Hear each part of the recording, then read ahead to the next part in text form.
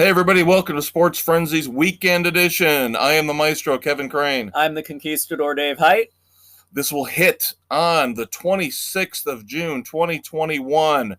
We've got tons of entertainment news for you. Movies, music, streaming.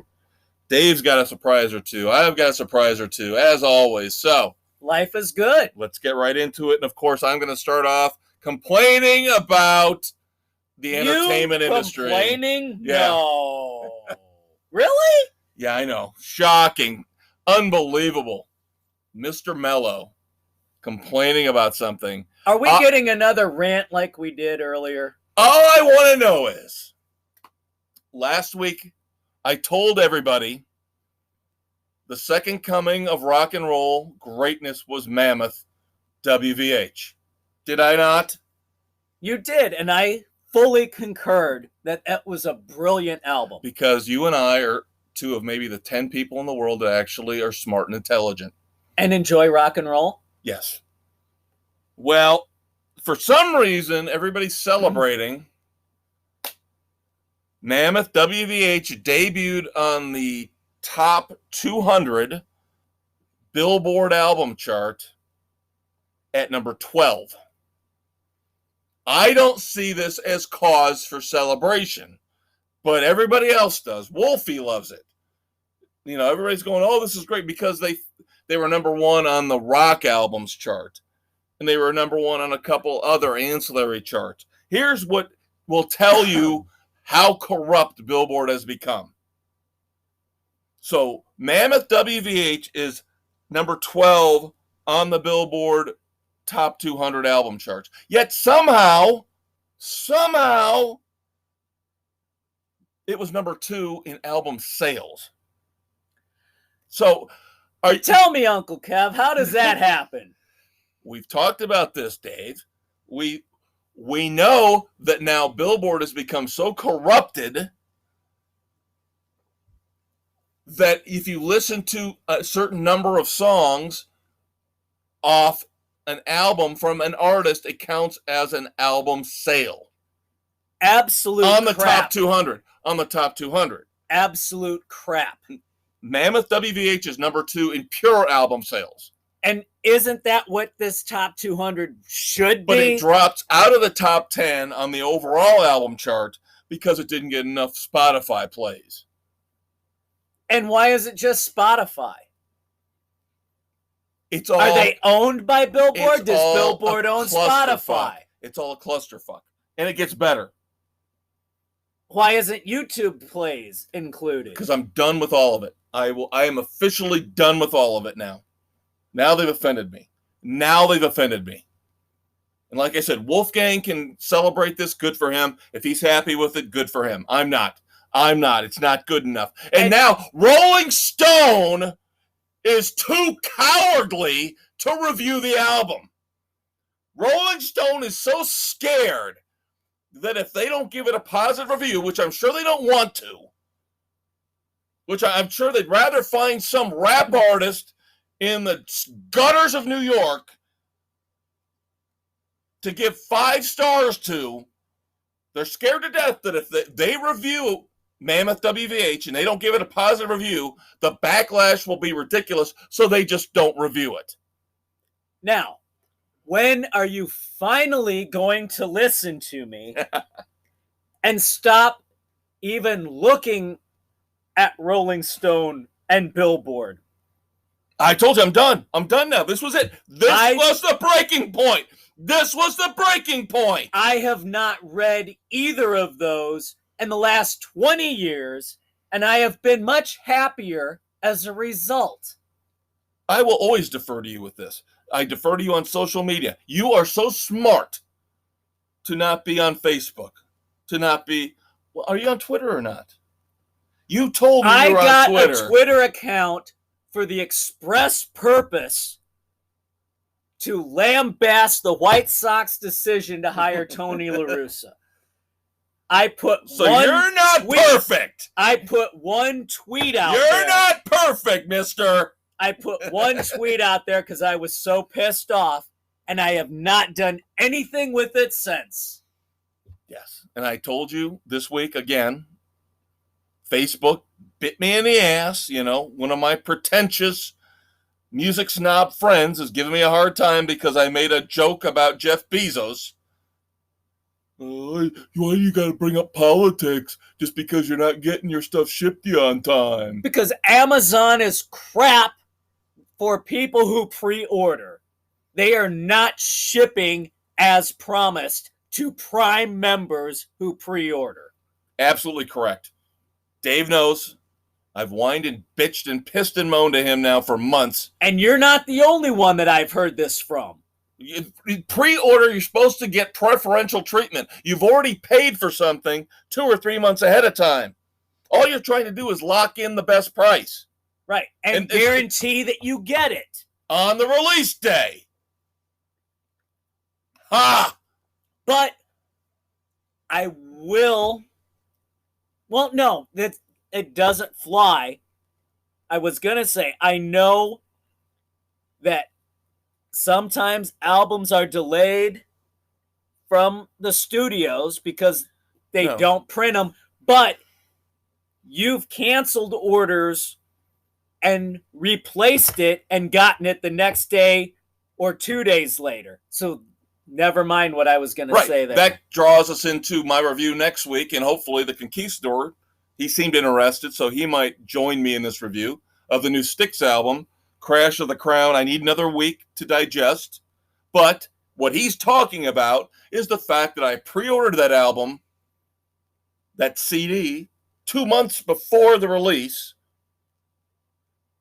Last Friday it came out. Amazon tells me, well, we'll get it to you in the middle of July. What do? I cancel the order, go back in to the website, same price, Styx Crash of the Crown. If I order it, you can get it tomorrow. You can get it Sunday. What the hell logic does that make? None. They're treating their loyal customers like shit. You pay for Prime to get free delivery, next day delivery, on-time delivery for your pre-orders. They fuck you with their pre-orders. Yes, Mr. Pesci, they do. They do. Lethal Weapon 5. They fuck you at Amazon. Mel Gibson, Danny Glover, Joe Pesci take on Amazon. Go to the warehouse, I've still got a kids. couple more albums pre-ordered for this summer, including one I told Dave about for this Friday. We'll see if I get it. We'll see if I get it on Friday. We'll see.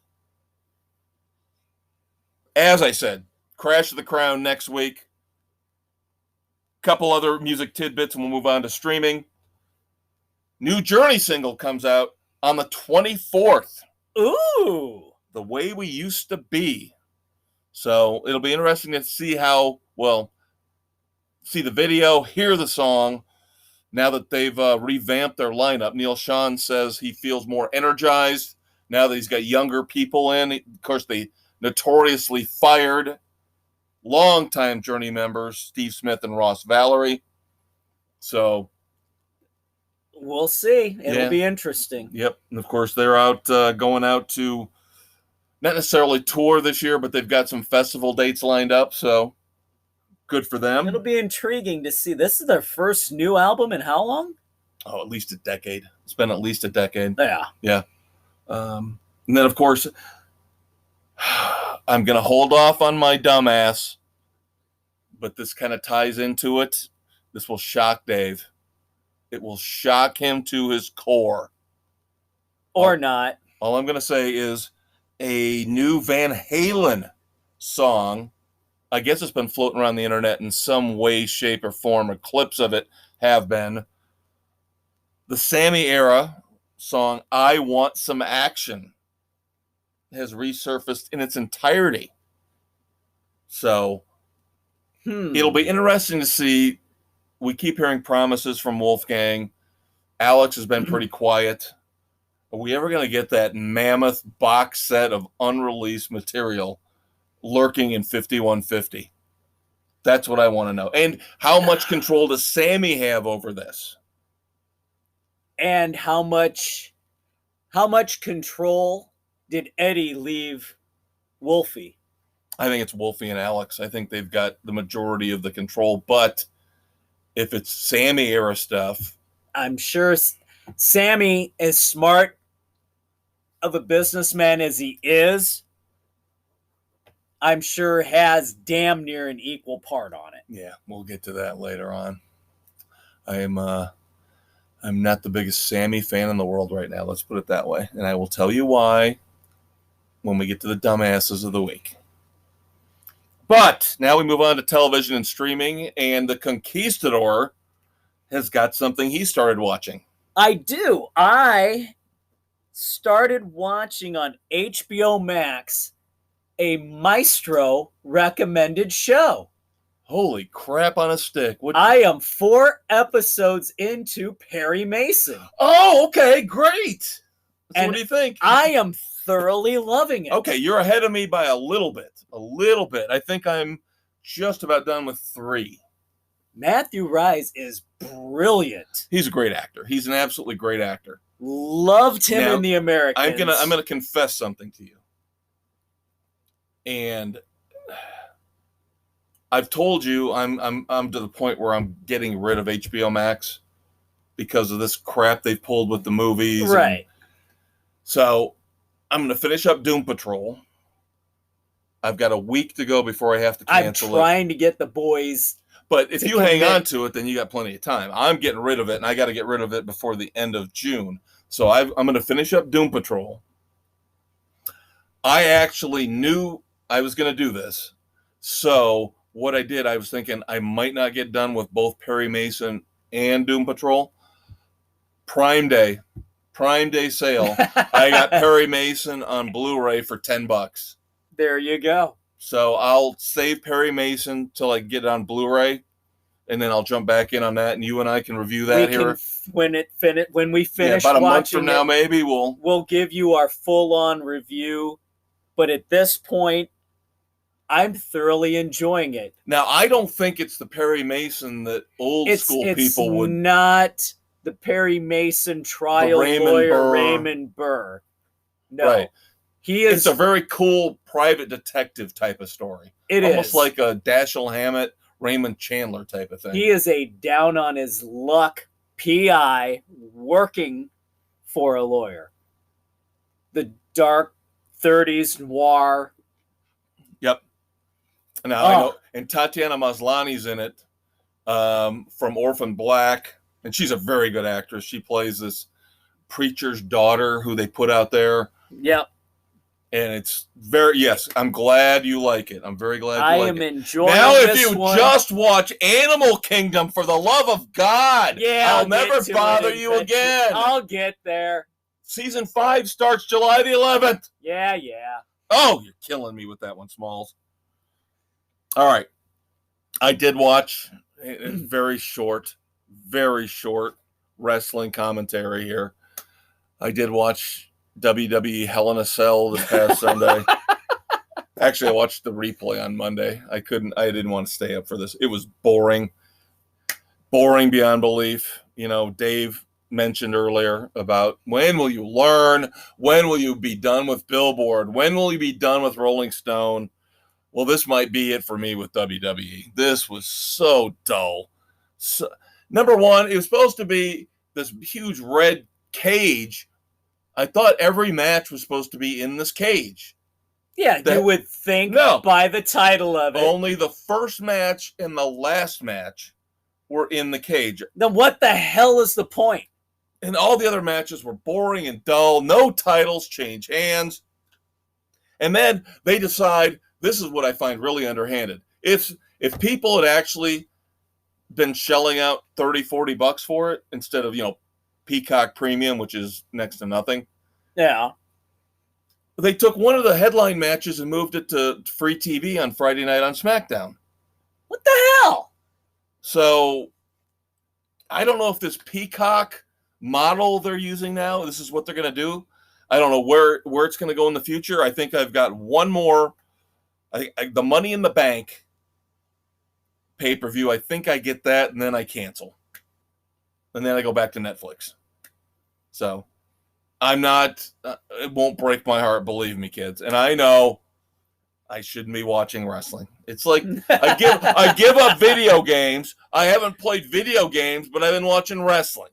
So I've got to have some self-discipline and get rid of my vices. See, now I've got the boys yammering on me to start playing Far Cry 5 in anticipation of Far Cry 6 coming out in a couple months. Now, have you played all the other ones? No. And they told me, get through 5 and then go back. Oh, Lord. That's what I get for teenage boys. All right. And speaking of streaming, Disney Plus, I'm getting closer and closer. No, the rat's not getting my money yet. No, I'm waiting. I'm going to wait until Loki's done because of the whole week by week thing that the model they insist on using. Oh, you mean Loki, the first bisexual superhero? Whatever. This is not going to appeal to you, but it appeals to me. Is that Disney announced that they are going to air the Beatles Get Back documentary over Thanksgiving weekend as a 3-part, 2-hour each night premiere, Thursday, Friday, Saturday over Thanksgiving. Peter Jackson of Lord of the Rings fame. Not Jack Peterson. Not Jackie Daytona. But as much as I love music, and the Beatles have never been one of my favorites, I still will stick by what I always say is that, yes, the Beatles were the first, but people have improved on the formula and we've gotten better. Okay? Yes. The Beatles were still the first. So I am interested and intrigued at how the egos worked and meshed and broke and pushed each other away. They were the leading front of the British invasion. So I would think by the time Thanksgiving rolls around, I will have Disney Plus to catch up on the Marvel stuff, but to watch the Beatles Get Back as well. Sad note, this isn't a moment of silence because he's not dead, but Gunther from Friends, man. James Michael Tyler, has stage 4 prostate cancer. Did not catch it in time to do anything. Yes, so we wish him the best, obviously. He was such a great part of Friends, with his crush on Rachel. And his disdain for Ross. And who the hell wouldn't have a crush on Rachel? On Jennifer Aniston at that point in time. Oh, at any point in time. Oh, my God. Hell, go back to Leprechaun. There you go. Wow. There's a blast from the past for you. All right, one final note here, and we're going to wrap up and get you to the next segment where we have tons of movie reviews. All right, I'm going to start ranting a little bit. Just for a second. Oh, just come for a second. on. Just for All a right, second. go. Okay, I hate late night talk shows. I hate them with a passion. I didn't used to. I used to love Johnny Carson and David Letterman up until the end when he became a fruit bat. Yeah, before he went batshit crazy. Yeah, exactly. Now, everybody has degraded and debased late night talk shows. Maybe James Corden might be the one. Even though I don't like him, I respect him. He's tried to keep some semblance of the late night formula. And it's fun with the karaoke stuff. Again, not my cup of tea, but, he's not. He hasn't over-politicized. Right. He's not Jimmy Kimmel. He's not Samantha Bee. He's not. Burn in hell! He's not Stephen Colbert. Burn in hell! Anyway. Seth Meyers, burn in hell. He's okay. No, he's not. Jimmy Fallon's okay, too. Fallon's okay. Myers is gone. Has he gone? Over the... Okay. That being said, Conan O'Brien wrapped up his show on TBS. And, of course, what does he have to do on the last show? I could have put this in with my dumbasses, but I've got a couple beautiful ones for that. He's got to light up a joint with Seth Rogen. Seth Rogen. So I can't stand Seth Rogen anymore. I was just gonna say, God damn it! If it wasn't for Pineapple Express, I love Pineapple Express. If it wasn't for that, Seth Rogen could burn it out. I was just gonna say, the problem you have with this, him lighting up, is because it was with Seth Rogen. Yeah, you're right. If it was Cheech and Chong, I might actually have had or anybody else. Yeah. But it's got to be Seth Rogen because that's what Seth Rogen does. Seth Rogen thinks he's so goddamn funny when he's not. One good movie. One. Pineapple Express.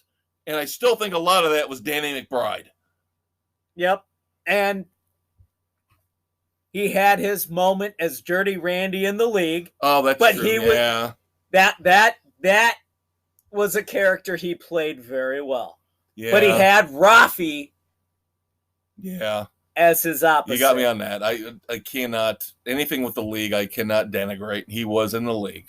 You're right. So, still, this was just stupid. This was a stupid stunt. It was just, let's smoke a joint on TV. Oh, yeah, shocking. Ooh, we're so shocking. I still want my money back for This Is the End, Seth. You owe me $7 for that. That's because I went to the matinee. Thank God I didn't pay for full price at night. Even though I looked like a loser by myself at night in the theater, you would owe me more. Bastard. I have heard nothing good about it, and I'm glad I didn't waste my time with it. Oh, you know what I just thought of, too? The interview was pretty good. I did like the interview. I didn't bother with it. That was pretty funny. I still hate you, Seth Rogen. All right. Movie reviews all over the place coming up, kids. Stay tuned. Stuck in a no-win situation? Wife being held captive while your feet bleed? Take a second to decompress. Pull out your smartphone and listen to Sports Frenzy 2.0 on Spotify, Anchor, Google, Radio Public, Pocket Cast, Breaker, Apple, Overcast, and Castbox. And don't forget to check out their Facebook page. The Maestro and the Conquistador will take your mind off your dire predicament and give you the best non-PC sports commentary you'll find anywhere. And once you compose your exit strategy and take down some German terrorists, you'll want to yell, "Yippee-ki-yay, Sports Frenzy 2.0! Movies, movies, movies. Welcome back to the second segment of the weekend edition of Sports Frenzy 2.0. I'm the Conquistador, Dave Height. And I'm the Maestro, Kevin Crane. And we've got 3 movies lined up that we both watched to give you a review on. Should we start off with our documentary? The one that makes us feel like perverts? Sure, why not? Let's go with Skin, History of Nudity in the Movies. Yes, kids, we did watch this, and please don't judge us because it's not a pervy documentary. Yeah, I don't think either one of us turned it on, thinking, hey, boobies. Yeah, no.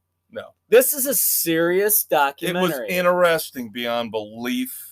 It goes all the way back to the late 1800s when movies actually started to be made. Right. I watched it on Hulu. I don't know where you watched it. You said I wound up getting it on Canopy. There you go. Which is a streaming service provided by a local library. There you go. So that's where we saw this. So if you want to watch this, and I fully recommend it, please check it out. Over 18 years old, please. Yes. All right. I liked, like you said, the history of it as it goes through the ages. And you were talking about the ratings board. Yes. You have the whole thing about all the groups crying moral outrage when nudity began in films way back when.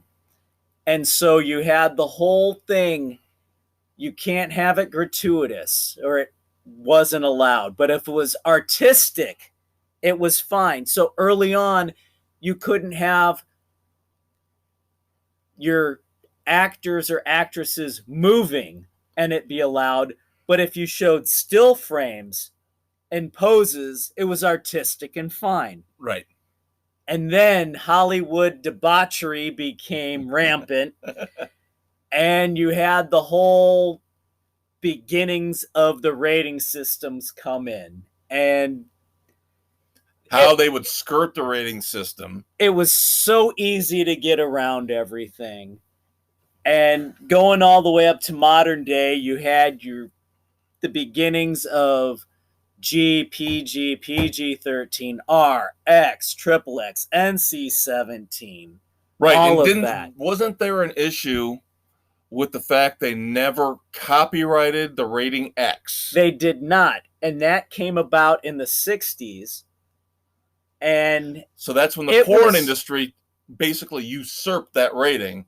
They did, because you figure it was, what was it? Midnight Cowboy was one of the first ones correct. to get that. Mm-hmm. And it was more to deal with the mature adult content that went beyond what was the norm, which eventually wound up going down the road as NC-17. Right, because they did not copyright the X. The porn industry took it over, made it XXX to make it seem even more, devious and those were your art house. So that's films. Why they had to come up with the NC-17, which has failed miserably because nobody makes an NC-17 movie anymore. Thanks, showgirls. That was just pure gratuitous nudity. Yeah. Now, we talked about the fact that they did a really good job of covering all the different touchstones. They hit every major film. For Halle Berry and Swordfish. This is true, because that was just her $1 million of breast. Yes. I would have liked to have seen them deal with that, and how Hollywood at that was probably a low point for Hollywood in terms of nudity, because when you're paying somebody $1 million a breast, which is that's just everybody agrees the upon. Gratuitous scene. Yeah, and it was non-sexual. It was just stupid. Right. It had no point. Book. There they are. They had no point in the film. And that's what was great about this documentary, is they interviewed the actresses talking about their roles where they appeared nude. And they said, yes, some of what we did was ridiculous. It wasn't part of the script. It was thrown in just to have the gratuitous nudity. Other films they did, the scenes were an integral part of the story. Right. And that talked about their comfort level of what they wanted to do, how it impacted their careers, both positive and negative, being typecast or leading to something better. Yep. Now, a couple notes here that I've got. Number one, I don't want to say it was reassuring. That seems a little weird. But when they kind of acknowledged that the Phoebe Cates scene in Fast Times at Ridgemont High is probably the ultimate moment of nudity in motion pictures. Yeah, where it tied the film together. Right. It fit in the movie. And this was a female director. Right. And then one of my favorite underrated movies of all time they covered for about 5 minutes was The Last American Virgin. If you've never seen this movie, you've got to see this movie. It will leave you at the end devastated, heartbroken. Yep. Yes. All the negative stuff that you come to expect from the maestro. It's a downer. It's a downer ending, kid. This is the one that scarred him for life. But a great movie, an absolutely phenomenal movie. And then the other thing that I liked about the documentary, as Dave alluded to, was they didn't shy away from the negative. It's not all, oh, look, boobs are jiggling, boobs are bouncing. It's not all sunshine and roses. Very disturbing at times for me to watch some of this stuff. Especially when you hear the backstory of how it was just sprung right before it was filmed. Right, and there were two instances that I want to point out. Number one, Marlon Brando in Last Tango in Paris, if he did what they say in this movie he did, The guy is a scumbag. the guy's a scumbag. If he really did what they say he did in this movie, he is dirt, scum, sleaze, crap. Now, a movie where it was more what happened on the screen. There's nothing bad happening behind the scenes like Last Tango, but it's a movie that has always bothered me since I was a kid when it first came out because it's so violent and so, I mean, there's rape, there's bloody vengeance. I Spit on Your Grave. I Spit on Your Grave has always bothered me. That movie has always bothered me. I've never seen it all the way through, but that's the type of movie that I don't want to watch because it would make me feel like lesser of a human being. I am lesser of a human being because I have actually seen it from start to finish. And they actually made a remake of it. They've made sequels to it. It seems like it's the most exploitative movie ever made. It is extremely exploitative. It never should have been remade. There should not have been sequels. It should have just been a one-off on how awful people can be to each other and how one woman who suffered the rape, brutal, left for dead, but went out and sought vengeance against those who did it to her. Right. And that's we're supposed to take that, I guess we're supposed to take that as a positive, but it's disturbing on every level, on every front. Right. And there are very few movies, and like I said, I didn't get through the whole thing. I couldn't. There have been very few movies that I have watched where I couldn't get through them. I mean, there's some I've watched because of sheer stupidity that I didn't finish. Midsummer. But there are 3 or 4 movies that I could not get through because of I was thinking, who would think this was a good idea to do this and make this movie? And the thing that makes me more ashamed than anything else, beyond the fact that I actually started watching these movies, this handful of movies, like I Spit on Your Grave, is that there's a market out there for this shit. Yeah, that there's actually people out there that do love this stuff and probably own it on DVD or Blu-ray. I mean, that's the kind of stuff that this movie brings up that's disturbing. You know? So it's not all fun frat boys and sorority girls with bouncy, bouncy boobs. It's not all bikini car wash kids. Right. And I gave it 3 frenzies. I thought it was a very good, very solid documentary. I gave it 3.5 just because of all the perspectives that it brought in and included how things are viewed today and, you know, just putting everything into perspective. Yes. It's definitely, again, if you're over 18, watch it because there's a lot of graphic nudity, obviously, in it, both male and female. So, and if nothing else, if you're a fan of Malcolm McDowell, yeah, he's kind of the star of it. Yeah, yeah, just his perspective on everything he's done. Right. So, I think this is going to be my most positive review of this segment. To be honest with you, it could very well be. I'm not saying I've got negative stuff coming, but this was a really, really good one. I would lean to 3.5 like you, but I'm going to stick with 3. There you go. All right. So we had 2 movies that you and I both wanted to watch this week. Do we want to take the lowest rated one next? Well, I don't know what you've rated these, so we're going to have to surprise each other here a little bit, unless you've snuck a peek at my notes. I have not, but I'm just guessing here. Let's go with the fun, the fun, unbelievable, yes. The horror movie, the alligators in the hurricane. Yes. Crawl. Let's go with Crawl. And I loved it for the suspense factor on parts of it. Yep.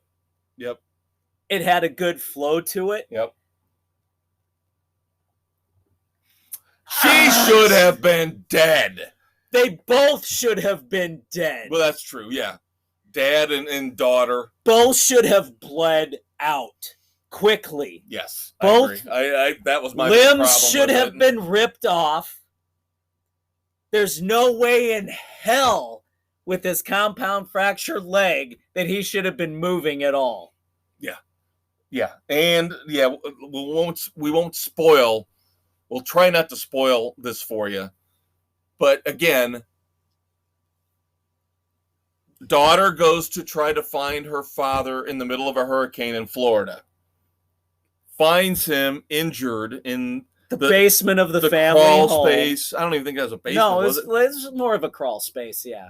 And of course, it turns out that we got a little bit of foreshadowing when she was driving in that they're near an alligator farm.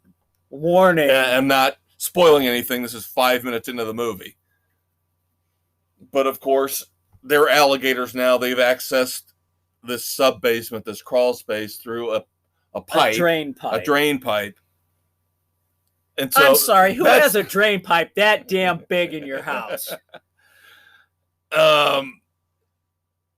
I think you and I are pretty copacetic on this. I like the pace. I thought the actors did a good job. I like Barry Pepper. Always liked Barry Pepper. Yes. He's a very underrated actor. The daughter's good. It's a very low-budget movie. Very it basically low takes budget. place in a house. Yeah. Maybe across the street you got the gas station, and that's about it. Yeah. It was made in Serbia. Did you know this? Did you look at the credits? I saw that. This is a It was Serbian done in production. Serbia and Canada. I think Canada gave them Canada gave credits. the tax credits, but it was done in Serbia. Yes. Yeah. Very odd that a Bizarre. Florida horror movie done in Serbia with. I'll tell you what, the effects with the alligators was really good.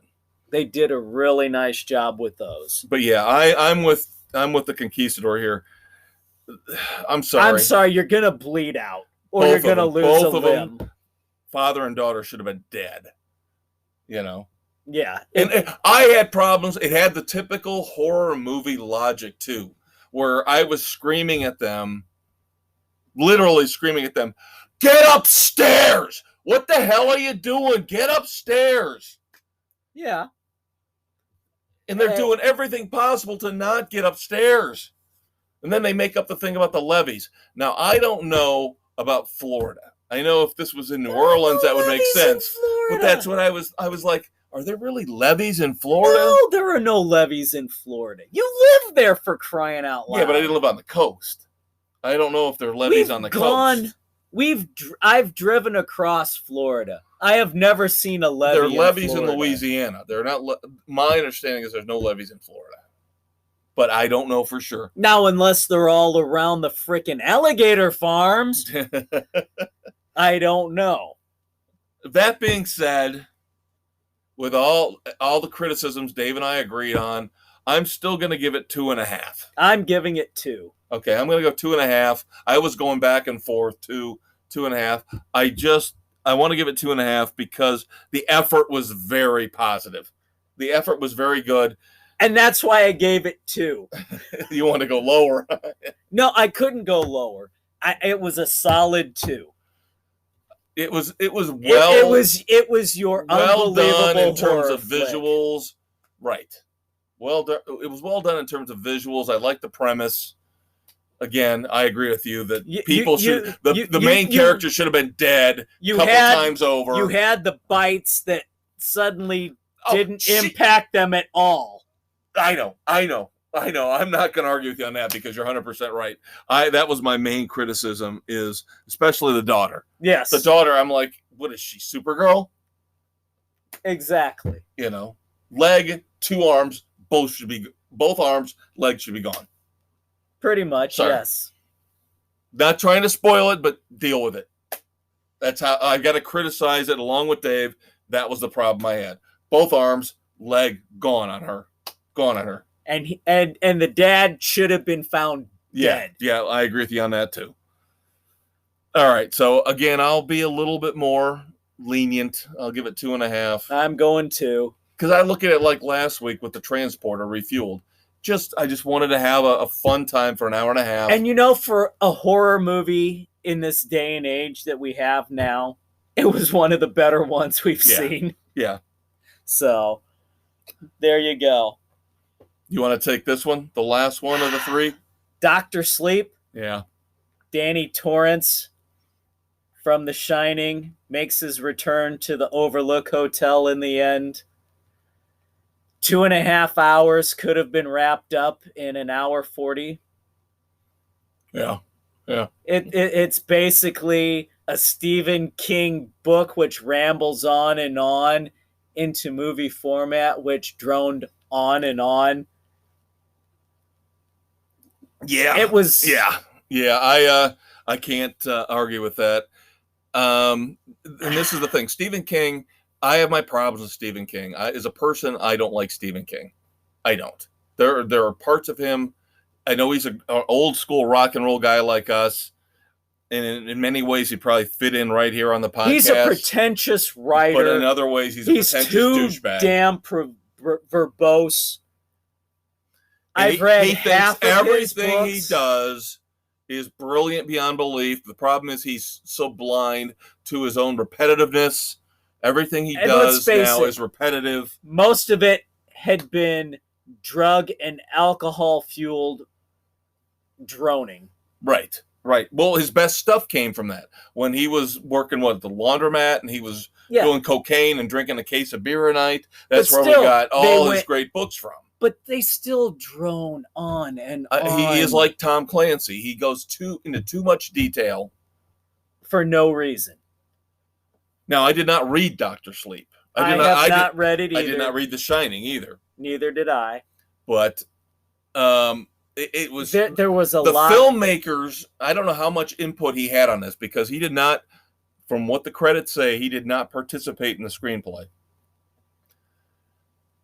They couldn't have tried any harder, especially over the last half an hour, to hammer into our heads, this is a sequel to The Shining. Here, we're going to show you the elevators opening with the blood coming out. And we're going to show you the door where Jack Nicholson broke through with the axe. And we're going to show you the axe he used. And, oh my God. And it's so clumsy. And we're going to have Dad serve the kid a drink at the bar. Even though it's not technically Jack Nicholson, because they couldn't afford Jack Nicholson. He's probably too old. Did the CGI-ish and they had poorly. To stand in for Shelley Duvall. Yeah.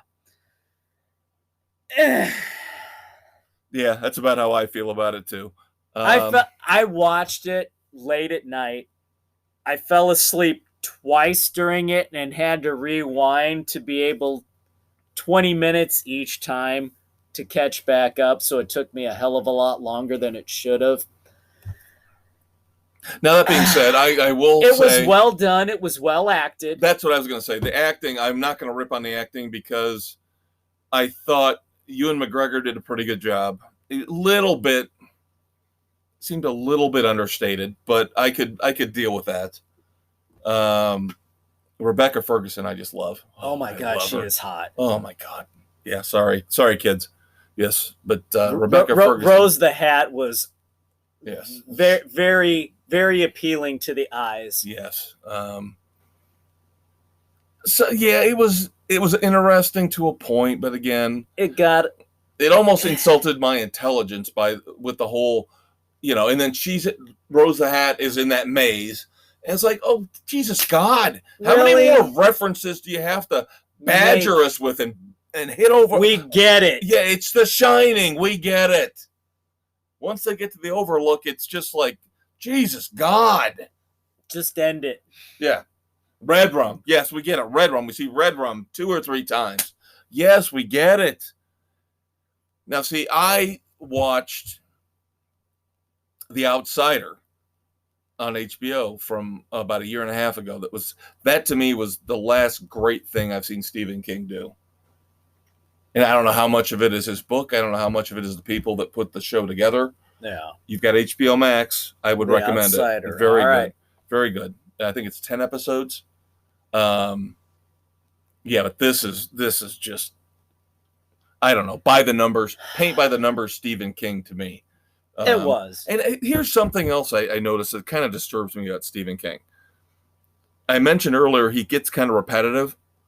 Why is he obsessed with putting children in peril? That bothers me with him. He loves putting children in danger. And from It to Pet Cemetery to this Shining, to Firestarter. Right.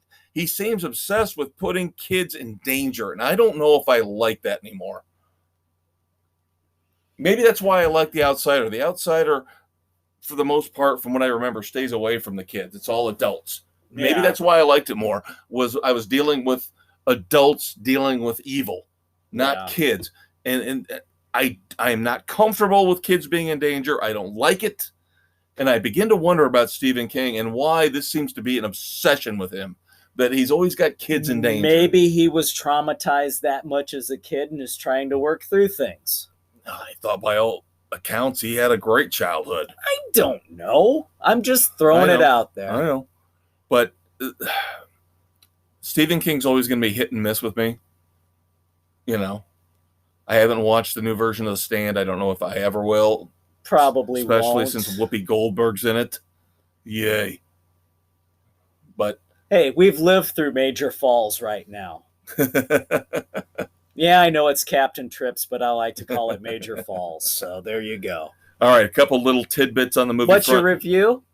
Or final? Oh, I don't. Yeah, I'm sorry. 2 Frenzies. I'll give it 2. I gave it 2.5. Okay. So there we go. Okay, you're a little more optimistic about it. That's cool.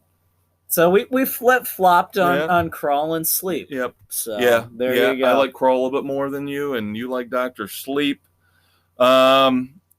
Going to start talking about the box office now that the box office is coming back. We've had 2 movies here in the last 2 weeks that crossed the magical $100 million mark here in the U.S. Godzilla vs. Kong finally made it. Which I think long enough. But I think that's a tribute to it because they released that, 2 months ago, 2.5 months ago? Yeah. When the theaters were still kind of shut down. And the last Godzilla movie, The King of the Monsters, I think only made with full audiences and full theaters 110. So I think that's a big thumbs up for Godzilla vs. Kong. Rumor is Son of Kong will be the next Monsterverse movie. And then you go. A Quiet Place 2 is really doing well. Yeah. No surprise based on the first one. Yeah, but see, I watched the first one. I didn't think it was that great. I have no desire to watch this. Maybe if I get it for free at some point in time on HBO although I think it's going to Paramount Plus in a couple of weeks. Well, there you go. Did you see the first one? I have not. I just, I know. Yeah. The creatures don't impress me. From what I've seen, it's almost a generic knockoff from Starship Troopers. Yeah, that's a pretty good call. That's a pretty good call, dude. Yeah. I think that's the insects from Starship Troopers is kind of what it reminded me of. Very good call. I think it's a very good call. Finally, to wrap up our movie segment, this should come as a shock to no one. Number 1, this could be a start of a curse for Indiana Jones 5. I have this down too. Harrison Ford has already injured himself. Oh, my shoulder. How old is he? 78. And he injures his shoulder. You never should have done this. 4 was bad enough with the fridge and the nuclear bomb. Why are you doing this with 5? Injured his shoulder. Not for actual filming, but during a rehearsal for a fight scene. God. Why are you letting him do anything? If Hollywood logic keeps this up, he's going to be dead. No, Tom Cruise is going to be on Mission Impossible 47 at 105 years old. Jesus God, at some point, end it. End it. No. As Kenny Rogers said, know when to fold them. Very good. Very good, Conquistador. All right, kids, we've got our moments of silence, and the Red Foreman dumbass is coming up. We'll be right back. Listen to Sports Frenzy 2.0, the weekend edition, on Spotify, Anchor, Google, Radio Public, Pocket Cast, Breaker, Apple, Overcast, and Castbox, as the Maestro and Conquistador give their reviews and news on music, movies, TV, books, and more every Saturday. They can't help themselves. They have no control over this need to talk and scream. It's inside them. The fire, the voices, the torment. All right, kids. This is the Conquistador Dave Height. Along with the Maestro Kevin Crane. And it's that segment where we have to do our moments of silence. And I apologize last week due to time constraints. We did not get to mourn the loss of Ned Beatty. Great actor. Hearts go out to his family. I am going to go old school in terms of music. Everybody who knows me knows 70s, late 70s, early 80s, mid 80s is my forte, my area of expertise with music. So this one kind of caught Dave off guard. David Cutler Lewis was the keyboardist for the 70s band Ambrosia. If you remember the song How Much I Feel was their biggest hit. He passed away, and again, like Dave said, apologies for not being more timely, but we ran out of, time to fit in moments of silence last week, so we're sorry. Thoughts and prayers. So, next up, John Paragon. Jambi the Genie from Pee-wee's Playhouse. Also is in Eating Raoul in UHF. Yeah, Pee-wee's Playhouse, man. So underrated. So underrated. Brilliantly done. Speaking Not of, only for kids, but for adults as well. Yes. Speaking of underrated, I still think WKRP in Cincinnati is vastly underrated as a sitcom. The episode where they drop the turkeys should be... God is my witness. I thought turkeys could fly. Herb Tarlick. Frank Bonner from WKRP passed away. And it was nice to see a couple cast members from KRP come out and express their condolences. So I always wanted to be... My dream job was to be Mr. Carlson. The program director? No, the owner, or the... the station owner. The station owner, or manager. Was Andy was a program director? Yeah. Carlson's mom owned the station. He was there as the president. Herb was the sales. Right. Andy was the program director. Right. But I always wanted to be Carlson because he got to be there for everything, had the hot secretary, and had all the toys in his office to play with. You mean Lonnie Anderson and her assets? Yes. Now, who was the other girl in there? The other woman? I always thought she was cute. Oh, I cannot but think again, of her name. We put her against Lonnie Anderson. You're gonna forget her. Yeah. She was the Mary Ann to Lonnie Anderson's Ginger. Great call. Great call, Dave. Great call. Yep. And then you had Dr. Johnny Fever. Yep. Les Nessman. And Flytrap. Venus Flytrap, yep. The great Tim Reed. Yeah.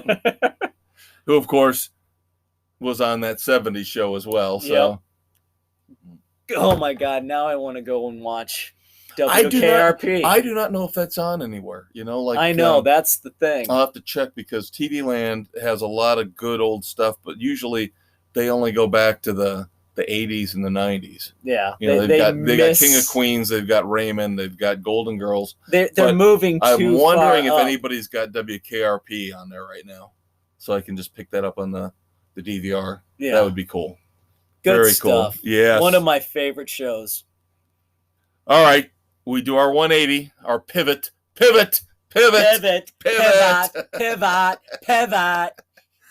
Now we go to the dumbasses, and I have got a shocker for you this week. If you'd asked me, Kev, tell me 5 people that you would never, ever, ever have in your dumbass segment over the years. Your Red Foreman dumbasses, who, and I would have put this guy in there. I would have put him in there. Guess what? He's in there. Sammy Hagar. I'm not surprised. I am not a fan of what he has pulled this past week. I am not a fan of it at all. When Eddie Van Halen passed away, Sammy said all the right things. He did all the right things. When he was asked about the history of the band, and somebody asked him, did you ever consider calling the band or going to Eddie and saying we should call the band Van Hagar? He said, no, I would never have done that. The band was Van Halen. That was a given. Guess what Sammy did? He went and tried to pull. He opened up a Facebook page and an Instagram page this past week with archival footage of Van Halen in the Sammy Hagar era, and he calls it Van Hagar. Douchebag. I don't like that at all. Sorry, I don't like that at all. And I have stuck up for Sammy Hagar over the years. I have always said, it seems to me that Sammy was the guy who was the sane one in that era. Eddie had his problems. Alex was going to side with Eddie no and matter Mikey what. was getting abused in terms of finances. The Van Halens were taking advantage of him. That's why he now is with Sammy. Yep. But no, I find it absolutely and completely insulting for him to say Van Hagar now. Truly distasteful. Yes. Do not do that, Sammy. After do not you do come that. out and say no, and then you pull that crap. Right. This lends credence to what Eddie Van Halen said when they broke up. And he said Sammy always wanted to be a solo act. That's all he's ever been. That's all he's ever cared about. This lends credence to that viewpoint. So maybe Eddie wasn't the bad guy 100% of the time. Isn't that why Sammy and Montrose kind of had their parting of the ways as well? Yeah, so I'm beginning to wonder about Sammy's ego and how much of this was his fault. Not cool. No. Speaking of not cool, a certain person that you and I may know, a 19-year-old girl that we might both be related to in some way, shape, or form, might not like this one because I'm going to call her out because of her. You're calling out the protege? No, she's not the Red Foreman Award. Okay. But these are two performers that she loves. Billie Eilish. Yeah, I can't stand Billie Eilish. Boy, you talk about a manufacturer, and all she does is curse and swear morning, noon, and night. Not much talent. Doesn't show a lot of maturity. No. Doesn't show a lot of savvy. Now they've unearthed videos of Billie Eilish. And now, here's the thing. This could be like a half dumbass. She's mouthing the words to a song back when she was like 14 years old. Now, here's where it gets fun for our related 19-year-old. Billie Eilish is mouthing the words to a song from somebody called Tyler, the Creator, another artist that said 19-year-old loves, which involves an Asian American slur. So, Are they getting a pass on it? now that's where I'm going to get fired up, Dave, is that because they're young celebrities, Billie Eilish is going to get a pass on it. She's my dumbass of the week. Bullshit!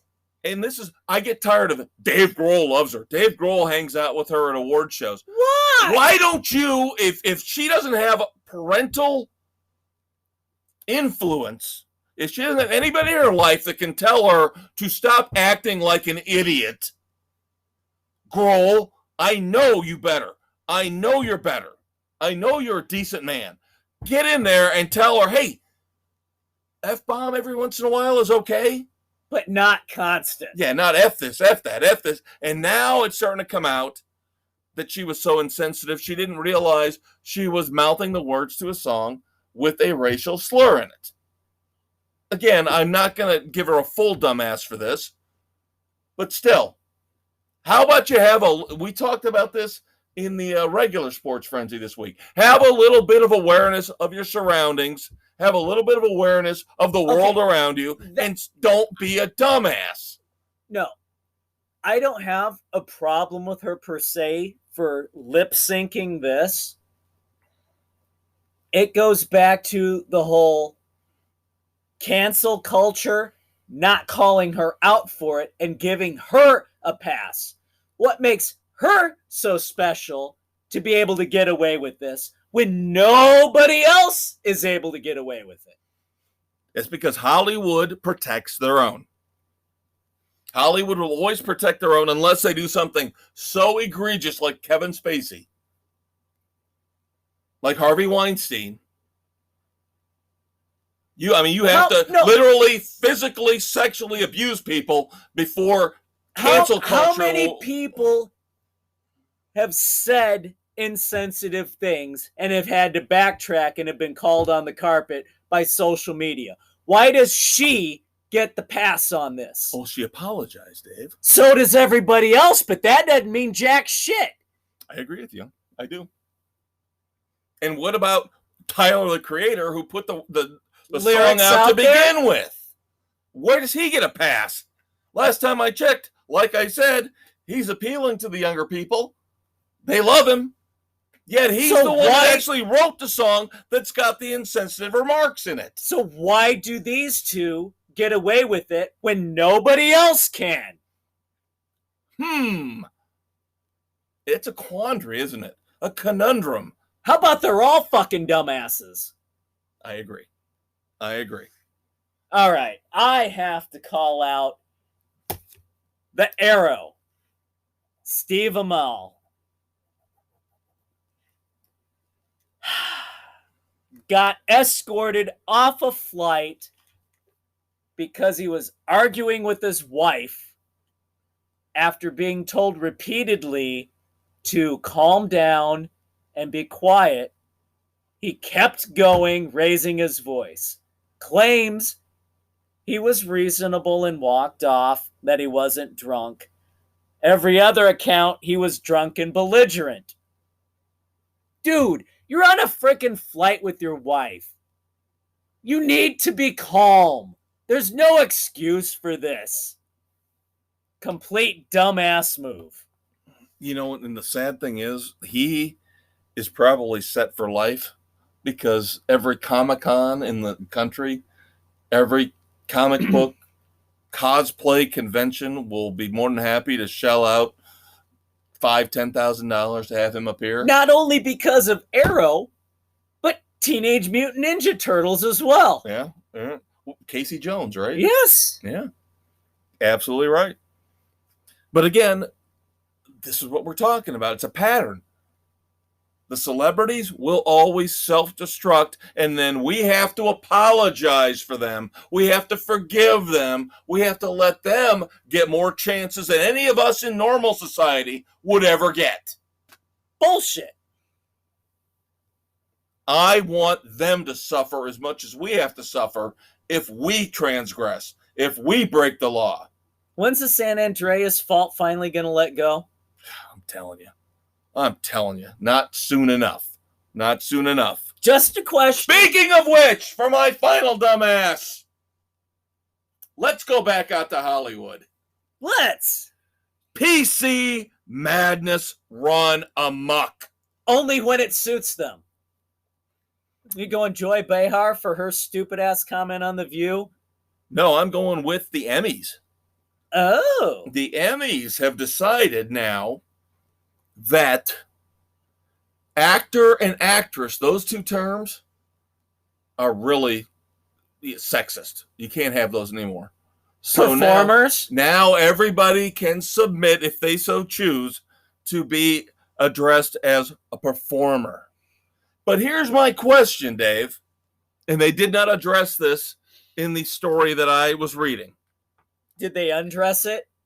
Well, male performer, female performer, or is it just going to be all lumped together? That's my question. So if actor and actress, those terms do not fly anymore, but performer does that mean that everybody's a performer, or do you say male performer, female performer? I'm telling you, we're going to get to the point where they're going to get rid of, it's just going to be everybody jumbled, performer, put together in a big conglomerate of male, female, transgender, non-binary, heterosexual, homosexual. So what, you're going to have 500 best performer awards? Everybody gets a trophy. Everybody gets an Emmy. Everybody gets an Oscar. Participation is bullshit. All right, I've got one more, as I alluded to. Joy Behar on The View. You talk about some stupid twit who gets away with everything. She gets away with a lot. Yes. I'm sorry. When Carl Nassib came out, she made a reference about penetration in the end zone on The View. Oh my God. Are you serious? Yes. And when they came back, she goes on air to the audience, yeah, that was not an appropriate joke. Please pretend that I never said that. But is she not the Lord God Queen of political correctness? Is she not the progressive liberal of all time? She is the queen of political incorrectness. She is a raging bitch who should no longer be on the air. She's the one who screams liberal crap. She's the one who screams sexism. She's the one where there's a picture of her grabbing Robin Williams' crotch and not getting called out for the Me Too shit. I hate this woman. She is evil and vile and is everything that's wrong with Hollywood. Bravo! Bravo! I give Dave the award for Best Performer on a podcast for the week of June the 23rd, 2021. Bravo, my man. Bravo. Joy Behar is a dumbass bitch who needs to go away. End of discussion. Yeah, we could always go back to the whole, who would I want in a plane crash conversation, but yeah, you thought that was going to bring the black helicopters in, so I better stay away from that. Oh, no, we can go there with her. Oh, that's right, because I was talking politics. We don't want to bring in political people, but celebrities are fair game. Damn straight. Yeah, she's terrible. I don't know how, is Meghan McCain still on that show? Yeah. I don't know how she puts up with it. I don't know how she puts up with it. There was nobody who laughed at that joke. Oh, not even Whoopi? No. Everybody's just kind of cringed, rolled their eyes, and just kind of... Because Whoopi's almost as bad. Oh, she just... Yeah, never mind. I still can't believe Ted Danson actually... Oh, God! Oh, God! Ted Danson! Jesus Christ! Sam Malone, are you kidding me? Holy crap! And I was sitting there watching Cheers thinking, you could do better than Shelley Long. Oh, my God! So then you go to Whoopi Goldberg. Ah! And there is our podcast for the week. Yeah, kids. that's the weekend edition, kids. Sorry. Got to get a scream, a shriek out of the maestro before we can wrap it up. Little Maestro just went into hiding Oh, my for God. the year. Yeah, little maestro. I think he's in my lower intestine right now. That's how far back he's shrunk. Oh, my Lord. Boy. I'm going to have a couple of cups of coffee in the morning just to get him to come out. Wow. Yeah. Yeah, don't even get me thinking about Joey Behar and Whoopi Goldberg together. Oh, my God, now he's Just up go in watch Dr. Sleep Oh, again. my God, I think it's in my esophagus now. Just go watch Dr. Sleep again. Oh, Rebecca. Oh, Rebecca. There you go. Mission Impossible, too, though. Better movies. Better movies. Better with her. movies. So I can watch her in those. There And you still go. Same effect. All right, kids. He's the conquistador. He's the Maestro. We appreciate you hanging out with us. Couple of long segments this week, but we had a ball doing them. We had a lot of stuff to talk about, and we're glad you hung out with us. And I'm feeling much better now getting all of that out. We did. We got our ranting and raving out for the week, so come back next week. We'll do it all over again. That's right. That's what we do. All right, kids. We'll see you next week.